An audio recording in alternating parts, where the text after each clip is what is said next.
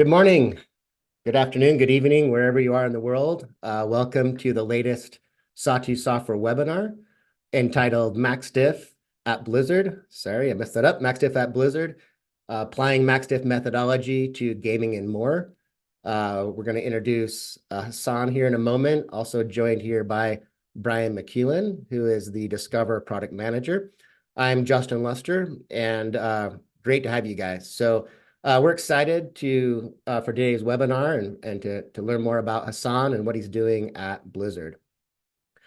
We will have a Q&A, questions and answers there at the end of the webinar, so make sure to stick around for that.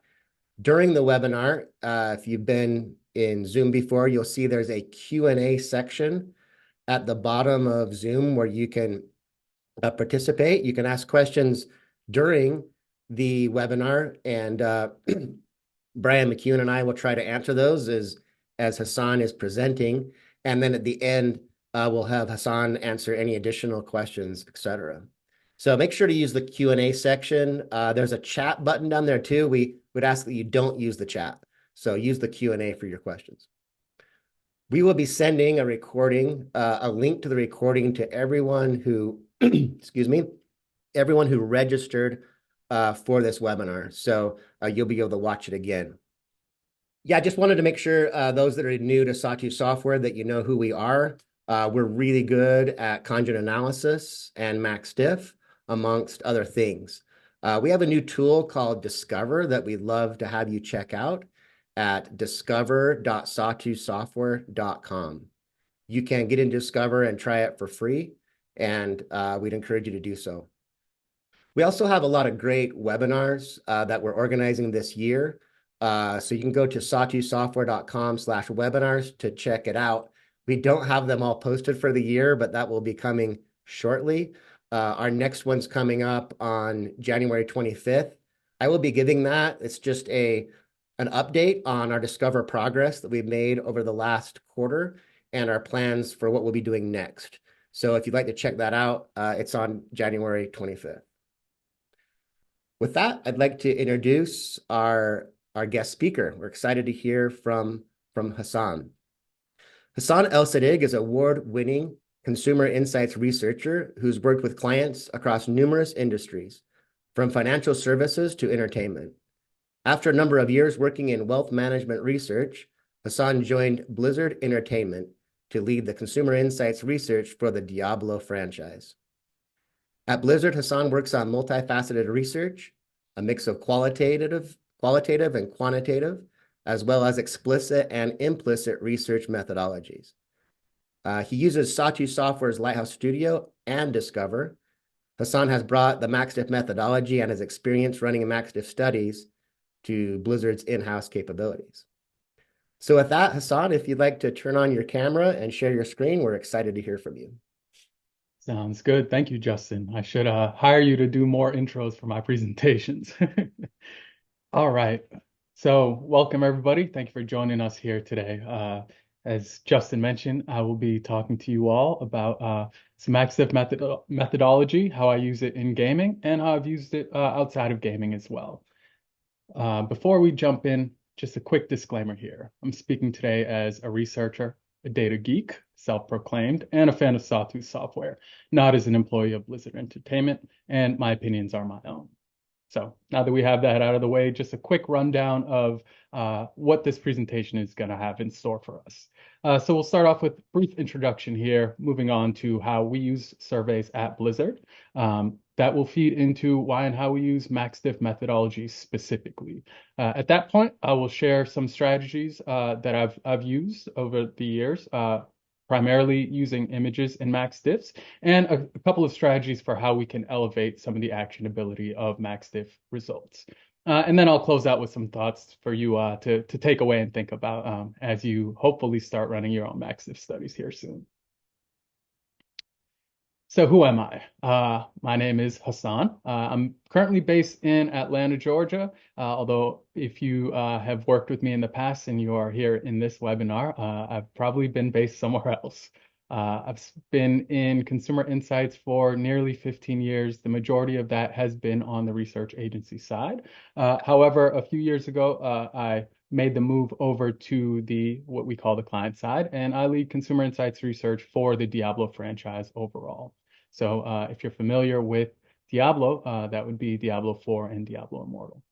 Some of my favorite types of research, really multimodal studies that incorporate implicit methodologies. What does that mean? I like small pieces that ladder up to big studies with big impact, where the whole is greater than the sum of the parts. I've been using Sawtooth off and on for a very long time now. So when I say I'm a fan, I am a fan. And my first video game memory, a little fun fact about me, is Kung Fu on NES. Please do not Google when that game came out, because I would not like to date myself here today. Over on the left, just a few of the brands that I've worked with over the years, as well as some of the awards that I've gained in my time in consumer insights research. And right now I'm at Blizzard. So some of you might be asking, well, what is Blizzard? To put it simply, we make incredible experiences for players all across the world. To put it even more simply, we make video games, but pretty good ones if you ask me. If you guys are familiar with Blizzard, you'll know some of the titles that I have here. And maybe you're familiar with the titles, but not Blizzard as a developer or publisher. So here are some of our top games and two nods to Diablo 4 and Diablo Immortal there, as well as D2R, which holds a special place in my heart.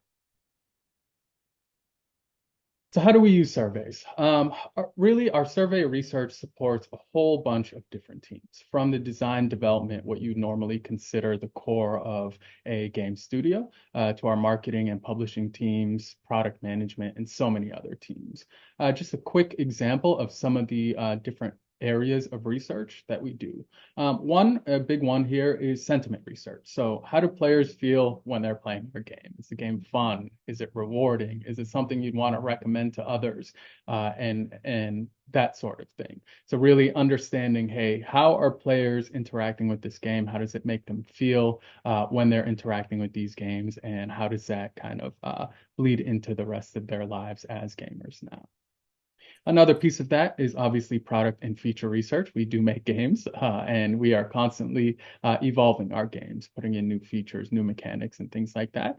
And to a certain degree, we need to test that. Do players understand these new features or mechanics? Are they actually interested in them? Will they see themselves interacting with them for a long time? And for some features that we already have and new developments, we ask players, how can we make them better? And then over here on the right, obviously, gaming companies are businesses, and we need to make some kind of money. So a lot of our research goes into pricing. Sustainability is a big part of it, but beyond that, are we providing enough value to players in our games to justify what we're charging? Are our products priced appropriately? Meaning, are they appealing enough to players, but also give them something of value? And are we optimizing for the market? Meaning, this pricing that we have here could work very well in the US, in North America, whereas this pricing structure may not work as well in a region like Latin America. These are things that we constantly have to keep in mind when we're pricing things as well. So our research helps to feed into that as well. So when it comes to our internal research, and I will stop for a second and say that we do a mix of internal research, which is all run in-house, as well as external research with many of our research partners, research agencies like I've worked with in the past, and I'm sure many of you here today work at as well.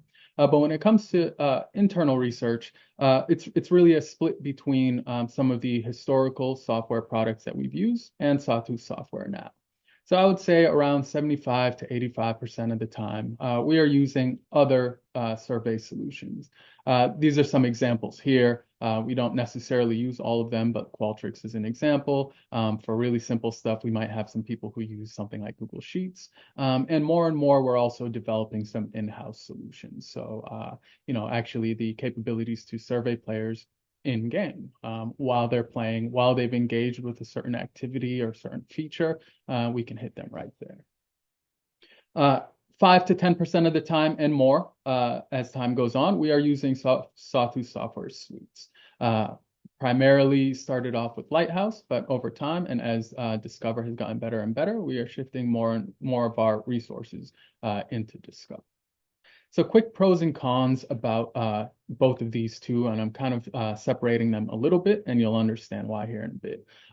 Our primary survey softwares that we use, the main driving reasons, one, we do a lot of multi-region work and therefore multi-language studies. And the implementation that we had across some of these other softwares really fit the bill for us a lot of time. Many of them have considerably easier time with handling multiple users. So, as of right now, somebody on my team will sit at the top as sort of the main administrator, but grants rights to everybody, and we can share projects with each other. We can share across different teams and things like that. And then lastly, we have some formalized internal processes here. Especially some of our other teams have really rich libraries of questions that they've used for years. And it's really hard to kind of step away from that when you've built up a really rich repository. Of course, there are some cons here. Advanced methodologies are the primary con and reason why we don't typically use these survey softwares there. They're lacking at best or really expensive. And many of them have paper-complete formats, which, if you understand MaxDiff methodology, sometimes you need to boost sample sizes a bit, so that can get really expensive really quickly. So as we've decided to look at things more advanced methodologies like MaxDiffs and potentially do some of them in a more agile way, we thought, hey, can we bring them in-house? And we started to do some studies using Sawtooth, Lighthouse primarily, as I mentioned. Some of the pros for using Sawtooth that I found over a number of years, the design is really flexible, meaning if you understand CSS, if you understand HTML, not even at an expert level, you can do some really powerful things. Whereas some of these kind of UI, drag and drop sort of solutions, you're kind of stuck with the design intent of that product. Uncapped completes is always a benefit for us because we don't really have to keep track of that as much. And the costs don't get driven up insane. And faster turnarounds. When we can bring some of this stuff in-house, we can put out studies. I can design this study. I can work with my stakeholders to figure out all the inputs very quickly and get data turned around really fast. Typically, when we did these kinds of things with our research partners, we have much longer tails of research, 6, 8 weeks plus. When we do something internally, I can get results in a week, which is great. Now, a couple of cons there as well. With that flexibility comes a need for some deeper technical expertise. I've had to teach myself bits of JavaScript at times to be able to do something. Of course, Sawtooth forums help with that a lot. And at the time, multi-language support was lacking. I know that the Sawtooth team is working on that a lot. And I've actually started to do some multi-language studies in Discover as well. And then over on the right here, just a quick kind of recap of where we are right now. We're primarily using Sawtooth for MaxDiffs with the hope that in the future, we start to do A, more MaxDiffs, but B, bring in some conjoint methodologies as well. CBCs, MBCs are something I've been looking into recently as well. So why do we use MaxDiffs? Gamers are temperamental. Extremely temperamental. Now, one thing that we've seen is that the popularity of gaming is increasing rapidly. We are shedding that stereotype of, 15, 20 years ago of what the average gamer was. Now we come in all shapes, sizes, creeds, and colors. And really, so many people are gamers. With that said, there are a few things about gamers that never change. We don't always know what we want until we see it. And related to that, if you ask me what I want, it's going to be everything, and maybe a little bit more too. So there's always that battle happening. And then the last point here is that a lot of gamers are really passionate about the games that they play. What happens is we have these very vocal minorities of ultra hardcore gamers who don't often represent the views of gamers overall, but really can negatively influence development cycles. What I mean by that is when we think about Reddit, for example, every one of our games has its own subreddit. Everybody in those subreddits, for the most part, are what you would consider much more of a hardcore fan of that game than the typical person. They have much stronger views. And when you have a new player or somebody who's less experienced looking for information, they will typically go to Reddit, and all of a sudden they're seeing these very small but very strong opinions. And that can really influence things negatively. I'm probably preaching to the choir a little bit, and you can just take out gaming, excuse me, take out gaming and insert your own industry. And there are going to be some similarities there as well. Another point is that a lot of concepts in games are really, really subjective. And that can cause issues for us where we can't just directly make what players want. Consider this simulated conversation here between a Blizzard developer and a so-called or potential fan of the game. This player wanted a swordsman, and I have an idea of what a swordsman is.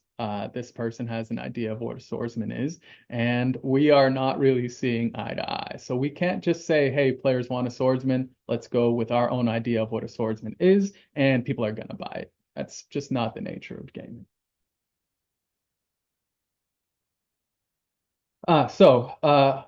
Typically, when we do survey research, MaxDiffs are a small part of it, and many of you may not be using MaxDiffs right now. You may be using standard surveys, which work really well, but there can be some pitfalls when it comes to some of these questions. And here I'm using an example a little bit away from gaming that might be relevant to some more people. It was relevant for me because I recently purchased the car as well. But just to give you an example here, at the top we have our standard Likert or scaled grid question.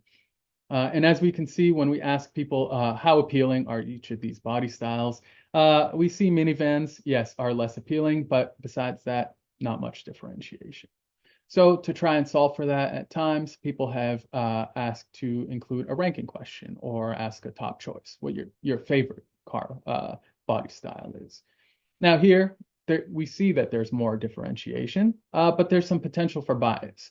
Me personally, I really like hatchbacks. I'm a car guy to a certain extent, and I love hot hatches.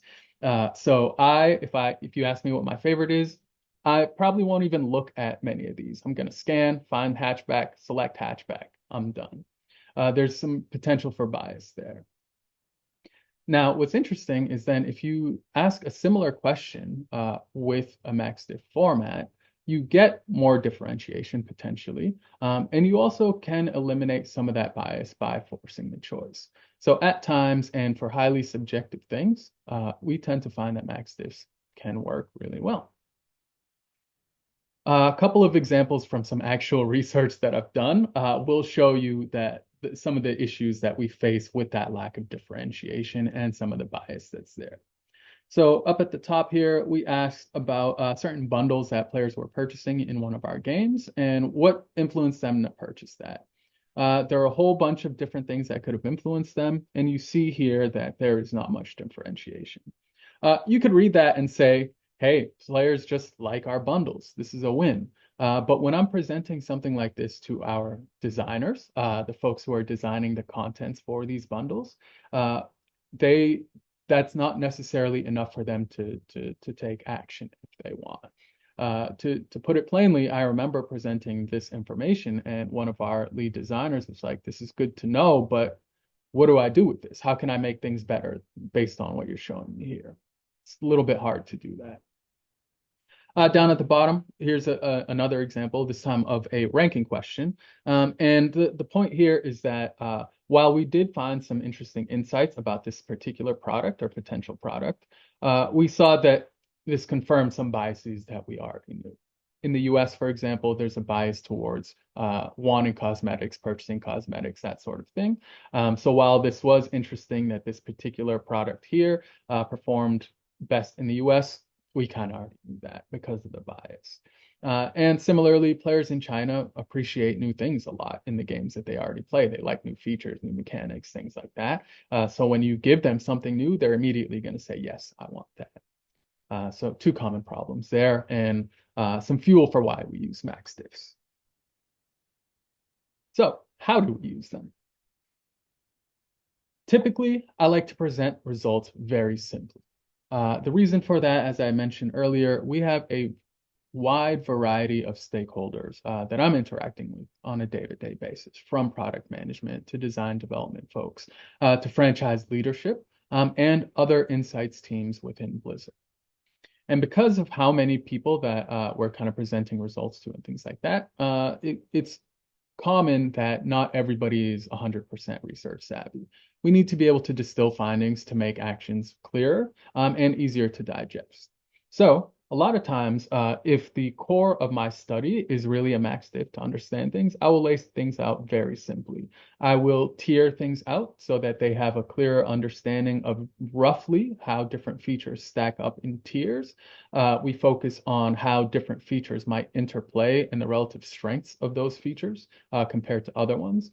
And we take some of this data and then we apply it to things like our player segments or our spend cohorts or things like that. So now that we can see, hey, here's how the importance of these features fit along these different lines of player types that we can target specifically. It's not always the case that we present them this simply. And in fact, with certain stakeholders, I might present them even more simply and remove the numbers because for some of those folks, understanding the relative priority of these features is the most important thing to them. Now, I do want to take one quick second here to show and talk about a slight difference in creative industries like gaming compared to some other industries that are much more data focused. As Justin had mentioned, and I mentioned earlier on as well, I came from financial services, a very highly data-driven industry. And as a result, the nature of the research that we did back then was also very data-driven. We use that phrase quite a bit, and I'm sure many of you use that phrase a lot as well. In the gaming industry and in other creative industries in entertainment and otherwise, we don't like to use the term data-driven so much. And especially in the type of work that I do, we talk about things being data-informed. The decisions that we're making are data-informed, meaning our designers, our developers, our franchise leadership, they're using this information along with other information to inform larger decisions that they're making. And I know that that sounds like what everybody does, but there is a difference because sometimes the numbers tell you something, and that's not what we go with because we're relying on intuition, we're relying on experience and things like that. So information like this and MaxDiff studies, other types of research that we do, a lot of times are done for the purposes of being data informed as opposed to data driven. So with that said, one interesting strategy that we use for MaxDiffs is actually using images as opposed to text. I know a lot of times people are used to using phrases, short phrases, and things like that in MaxDiffs, but I've used images to varying success over the years.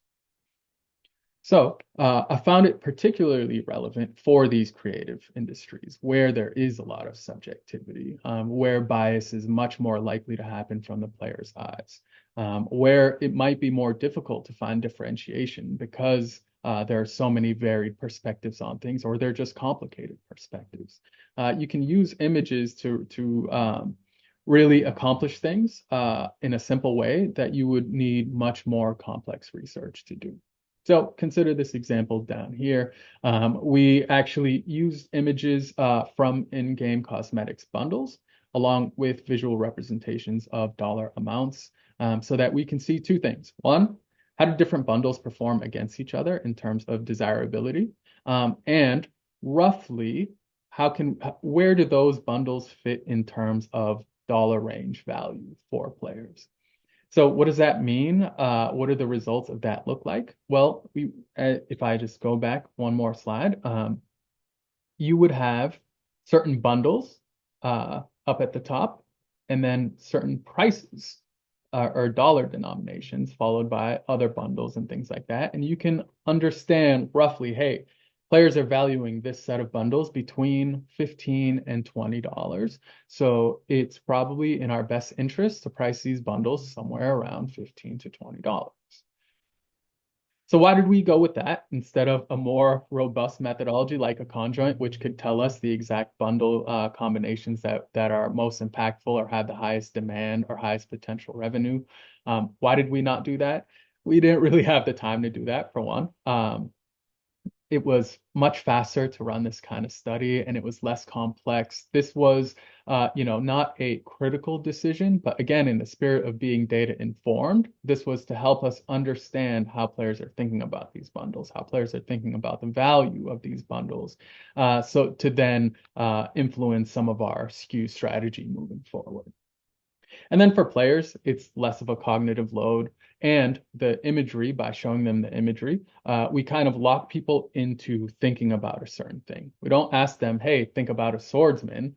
We tell them, think about this swordsman.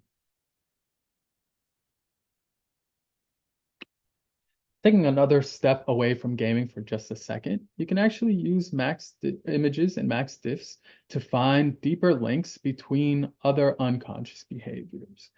So this is a shout out to some of the research, award-winning research that I had done while at Escalent for Merrill. And we used a bunch of different implicit research methodologies to help uncover some of the miscues that both investors and advisors engaged in and experienced. And a lot of times they didn't realize that they were engaging in those miscues.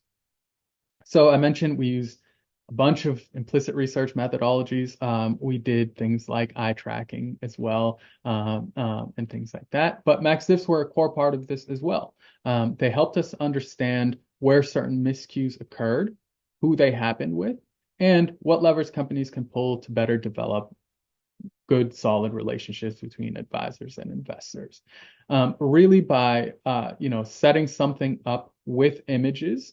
Yes, there are insights that you can pull just based on those MaxDiff results. In this case, we use images of, for example, different advisors, and we asked investors, which of these advisors would you most like to work with? And we saw that certain types of people gravitated towards certain types of advisors. And that is not just on surface level attributes. It wasn't just about things like gender or age or ethnicity or things like that.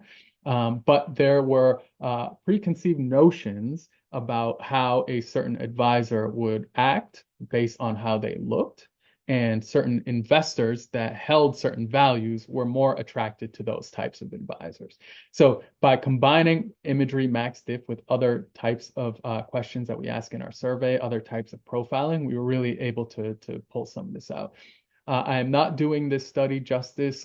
There is a ton of really good information in it. If any of you are curious about it, this is the title of it. You can just search for it. You can find the entire white paper that Merrill launched for that.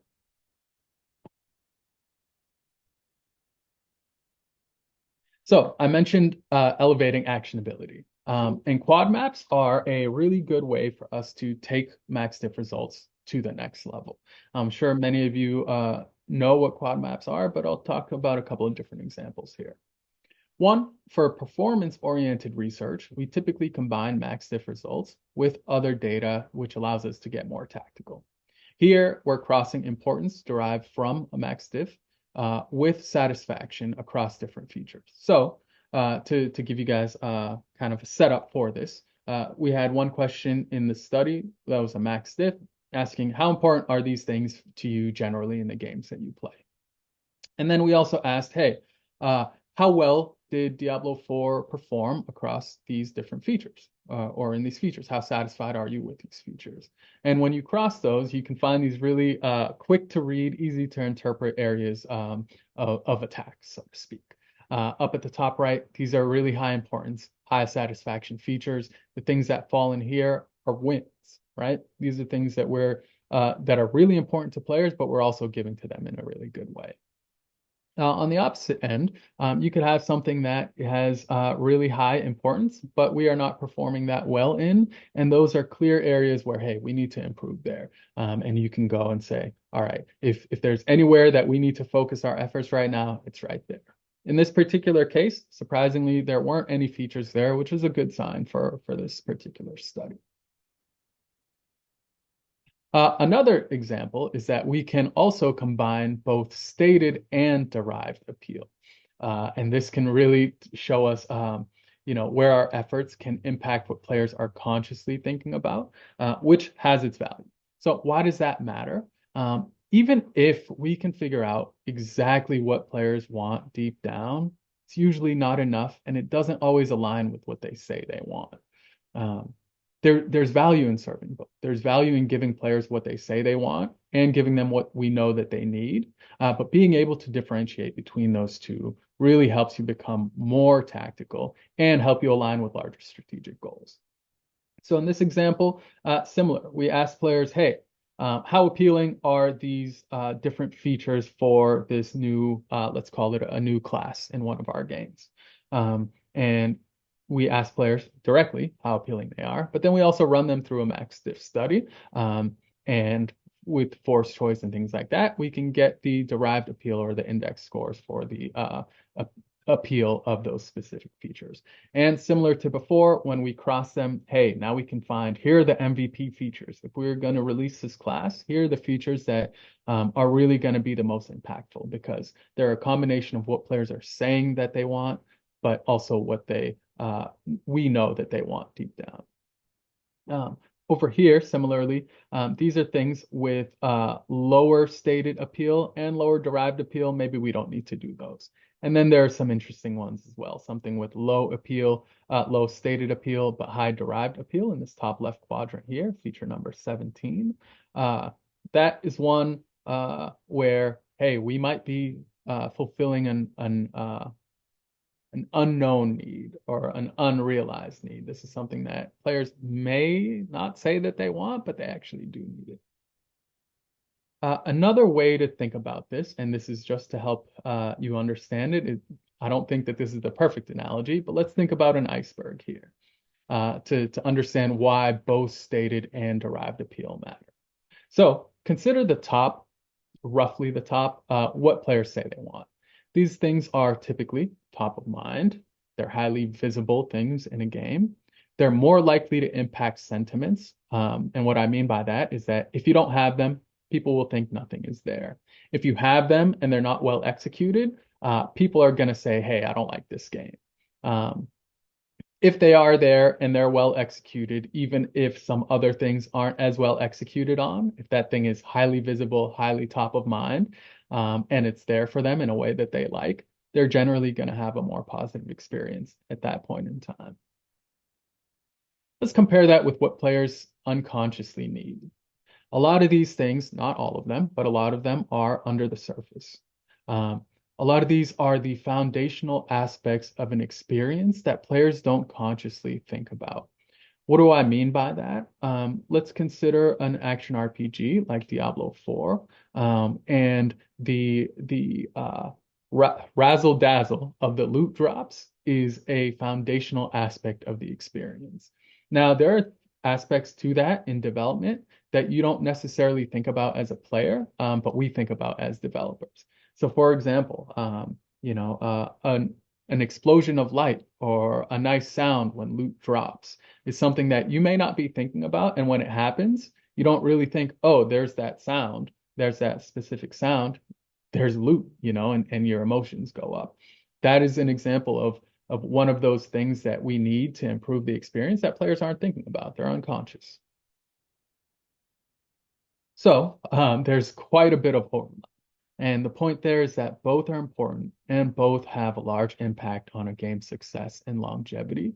And you do need to fulfill those needs on both ends. It's really a matter of understanding first where those needs fall so that you can take better action and you can have more informed actions.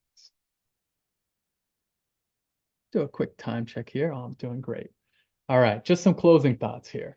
So in gaming, and hopefully as you've seen in other industries as well, max diffs are complements to other question types. They're not replacements. I don't consider them replacements.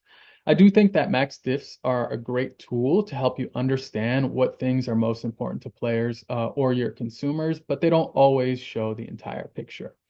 Uh, for one, in the real world, the price of trade-offs might be too high. Sometimes our players aren't willing to make trade-offs between features. Both of these things are equally important. They feel equally important, and we need to know that because we might need to give both, and we won't be able to make that trade-off. And we need to make the right investments to provide both of those things to players. The next point here is that when consumers want what players want, may not align with what they say they want. If a product doesn't give a consumer at least some of what they say they want, they might not convert, even if you're giving them everything that we know that they need. We do have to do a little bit of what we might call fan service there. And you have to do that in a lot of industries as well. And then the last point here is that MaxDiff results really fit into a larger overall research and business strategy. I use MaxDiffs personally to get really tactical about stuff, but I understand that it's important to really have a holistic outlook that supports the larger strategy. So I have to know when is the right time to be strategic and when the right time is to be tactical. And the types of research that I recommend really depend on my understanding of that as well. And that's all. Thank you, Hasan. Great job. Thank you. Do you present a lot, or is this your first time, or So not your much. first rodeo? No, not at all. Yeah, I hope the rest of you have been able to get to know Hasan a little bit as I have. He is a really nice, kind individual on top of being very smart and experienced, and we really appreciate it. Hasan, to show our appreciation, we have a small gift for you. Yeah. And I'm going to have Nate Lords, one of our UX designers, show you the gift that we want to give you. Awesome. Hey guys, let me share my screen, which means I'm taking over yours. All good. Okay, can you guys see this? So the development teams have been working really hard. I'm actually on a development instance of Discover. So there may be things you see here that you don't have in your production instance. And this is one of those things. We're very, very close to releasing something that we think is really exciting. So I put together this mock survey of what you can currently do in Discover, something that that you might see from Blizzard. So I just have a few questions, some basic questions, a single select, multi-select. I have a max diff question, whoops, down here, and a text entry. You'll notice off to our right here, this preview, I also have the Diablo 4 logo in the header, but it doesn't look all that great, right? It's massive, it's not centered. And so if we go look at this in test, what the actual survey looks like, you know, it's okay, but it's not great. So if we go back here, coming up soon, we will have the ability to do custom code, so custom CSS and JavaScript. And I have a bunch that I have written earlier this week. So I'm just going to paste it in here. And this is the gift. We're going to give you this custom CSS. Yeah. Why did that not save?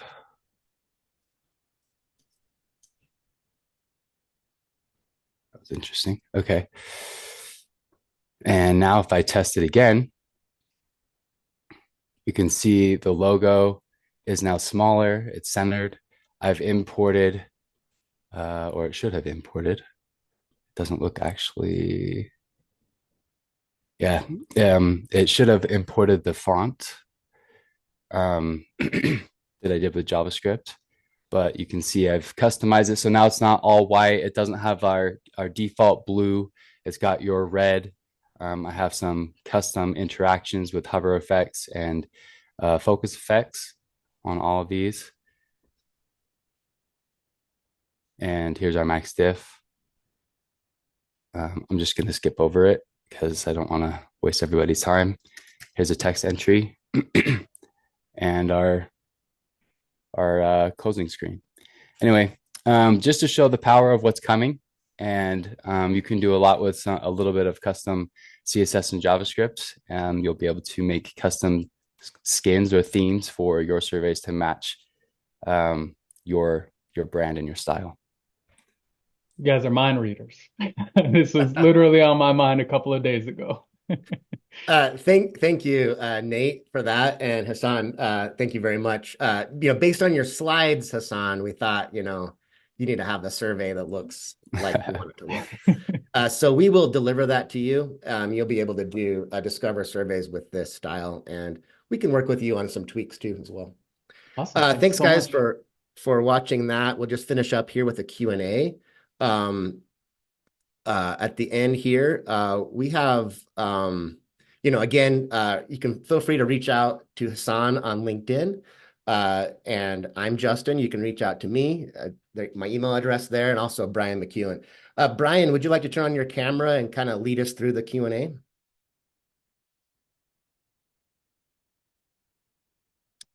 No audio. Okay, can you hear me now? Yes. Okay. Yeah, so we've got a handful of questions that I think are worthwhile for us to go over. One of the questions was, Hasan, have you done anything, given the category, have you done anything with combining gameplay and surveys? The question from Eric was like, give a big swing of your sword if you really like something, or a small swing if you're not that enthusiastic. I haven't gotten that creative just yet. I have done like stars and things like that, but nothing that creative. No. Good idea, Okay. though. Yeah. Let's see. We had a question. Can you go back? Actually, can you take back over? We had two people ask about specific slides on your deck. The first one was just back on slide 16. If you can take us there.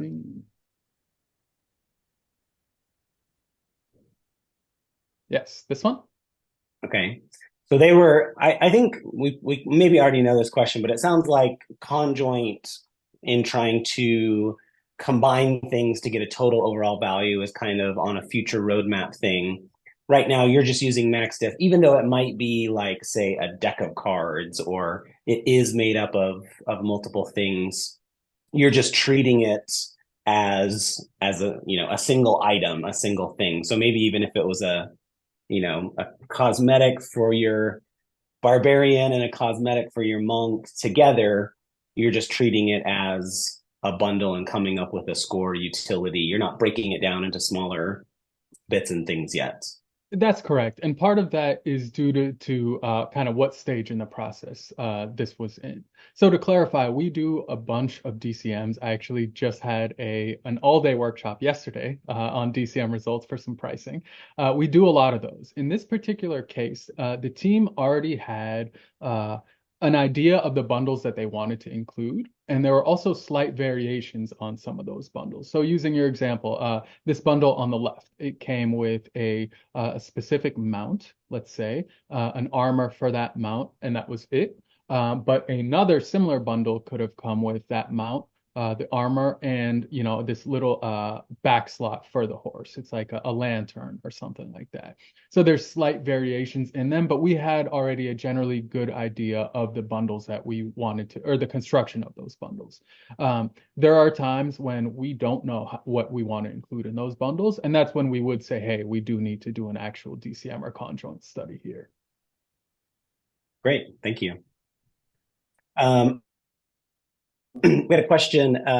You mentioned about comparing the stated versus derived appeal of things.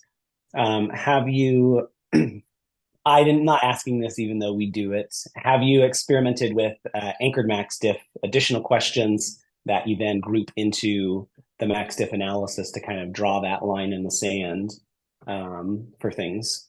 It's interesting when it comes to the anchored max diffs, because there was a point in time, I would say, maybe 5 or 6 years ago right now, where we pretty much exclusively, when we did max diffs or anything like that, they would be anchored. And then there was one marketing sciences person that I had worked with who just was not a fan of anchoring questions. And it was so above my head at the time that I was like, okay, I think I believe you. You know more than me. So from that point on, I haven't done them too much. I do see the value of them still. It's just been a kind of thing where, hey, we don't anchor it. And this is a solid enough view for people. I think part of it goes into, hey, anchoring it might make things more solid and more actionable, but we try to be data informed, as I mentioned. So, it's not saying that, hey, this is good enough, but, we don't need to get super deep. We're not doing 99% confidence intervals and that kind of thing. We're not doing science or saving lives here. Cool. How, on some of your quadrant graphs and things, how do you determine where the cutoffs are for the quadrants? Yeah, good question. So the cutoffs are the average across the features. So when we look at stated appeal, this is the average top 2 bucks appeal is where it crosses the axis. And then for derived appeal, same thing, the average of them. So typically here you will see it right at 100. But with that said, that depends. And I think that that's part of the value too, because it's all relative. It's like the average has to be relative too. So you're talking about, hey, we're over indexing, we're under indexing. Does that answer the question? I think so. If it doesn't, they can ask them for some clarifications. Cool. Another good one we had. Are there some things that you would definitely not recommend using a MaxDiff for?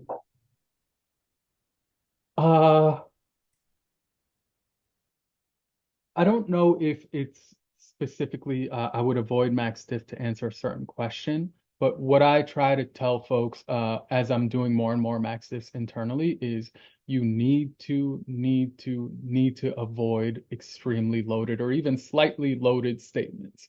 At times people will include double-barreled statements because that's how they think, or they're saying something in a specific way because they're aiming for that data point at the end. And I have to kind of stop people and tell them, hey, you can't do a loaded question because now you're telling people to include bias that we're trying to eliminate by doing a MaxDiff.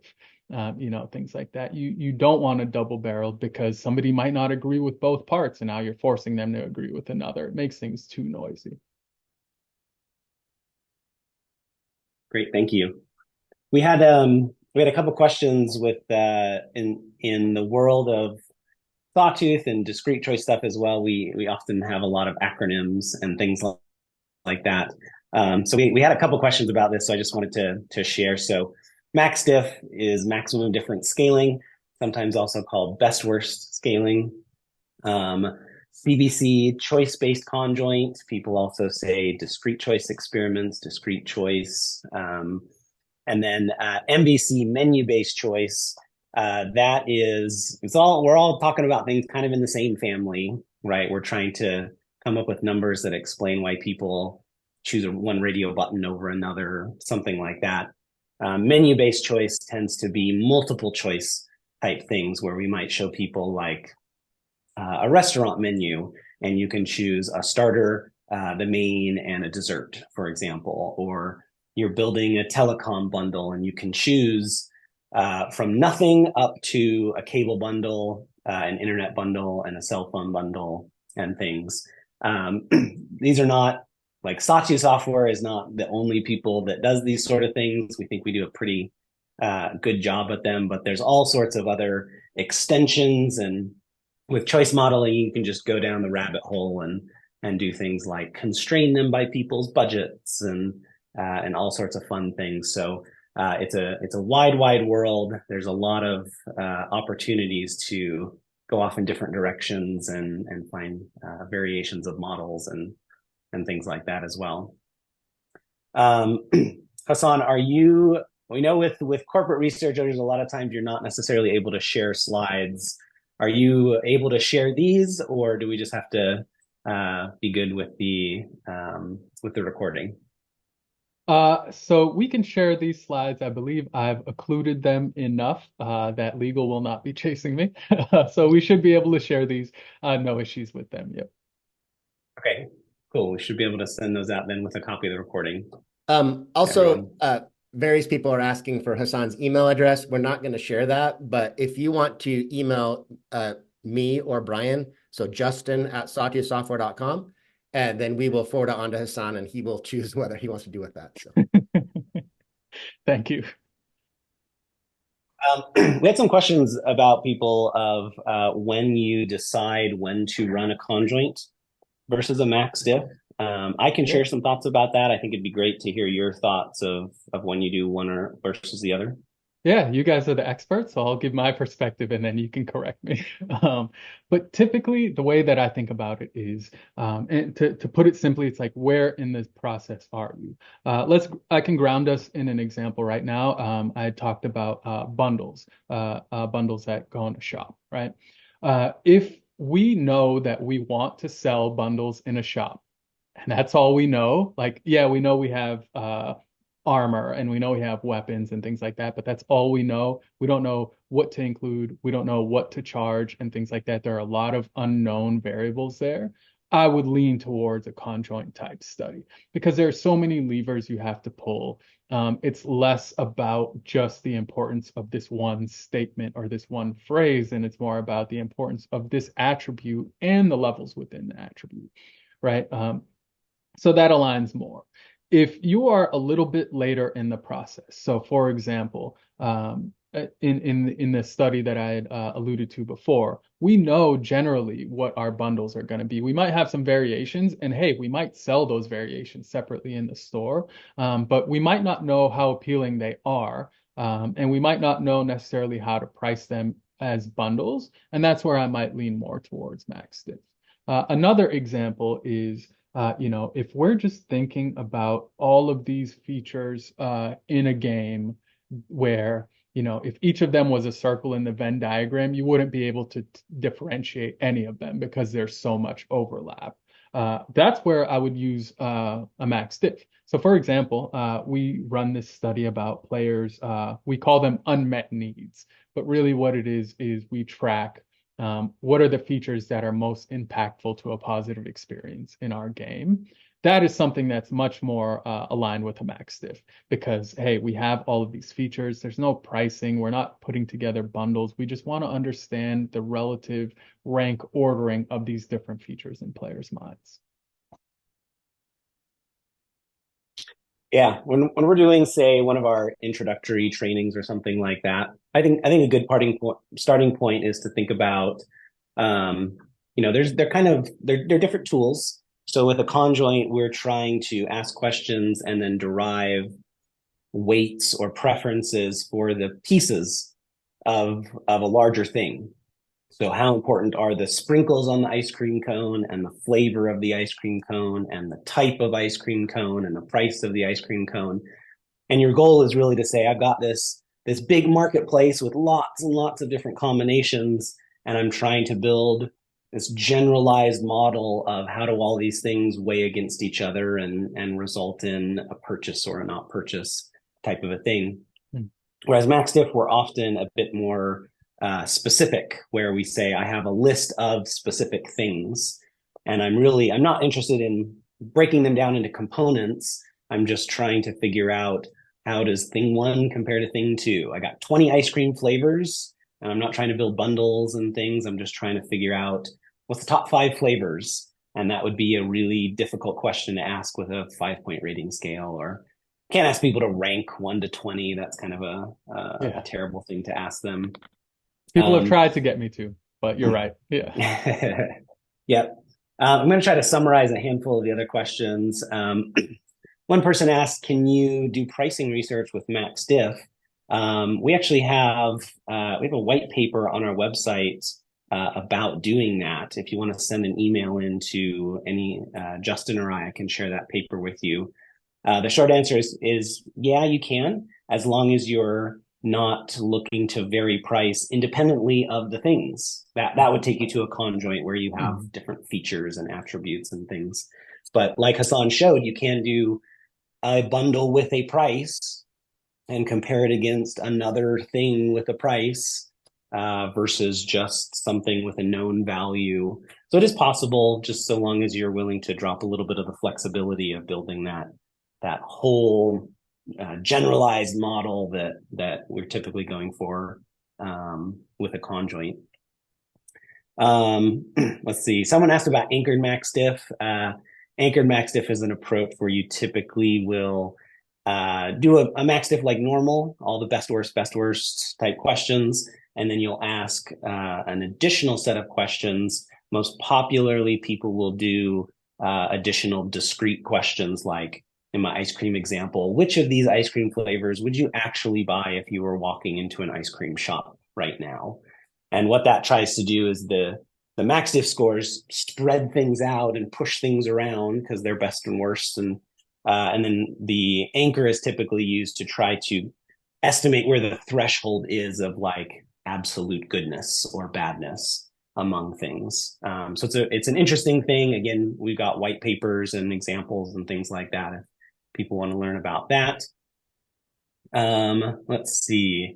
We had a question I think is interesting. I've worked with some people in similar situations like you, and we had a question about your response rates. And I'm guessing in my experience in the video game world, you're not hurting for people. They tend to be very passionate, and you could probably get a couple thousand survey respondents at the drop of a hat. Is that a representative of the world you usually live in?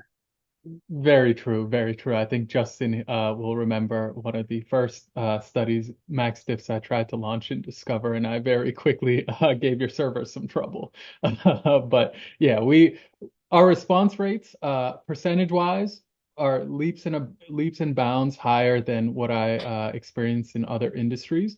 But that said, we still have some of the issues of standard survey research. The folks who are answering our surveys, they're ready to talk.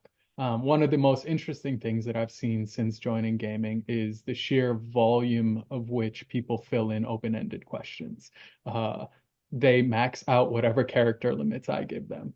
So they are very engaged and relatively more responsive of an audience. Yes. You're probably not too worried about running those things to try to flag AI open ends. No. Mostly I worry about things going on Reddit is all. Hey, I Cool. want to jump in here. Hasan, there's just a lot of comments about how much they like you and appreciate you doing this. You're a very Cool. popular guy. So a lot of people want to connect with you, and just love seeing a practical application, right, of Sawtooth in the real world. So it's been awesome. I think we'll just keep going if you're okay past the hour. Those that have to jump to the next meeting are welcome to do so. We will send everybody a recording of this, so you can catch up on these Q&As afterwards if you're out of time. But we'll just keep going. And Brian, thanks for moderating this. Yep. Let's see. I already know the answer to this, but we did have someone asking if you can give any insights into the next expansion or the next class that's going to come to Diablo 4. All I can say is keep your eyes and ears open. That's what I thought. Yep. Let's see. Lots and lots of thank yous, and like Justin was saying, a lot of positivity. It's so hard to be like virtual, right? Where you can't hear people clap or respond, but we're trying to clap for them, I guess.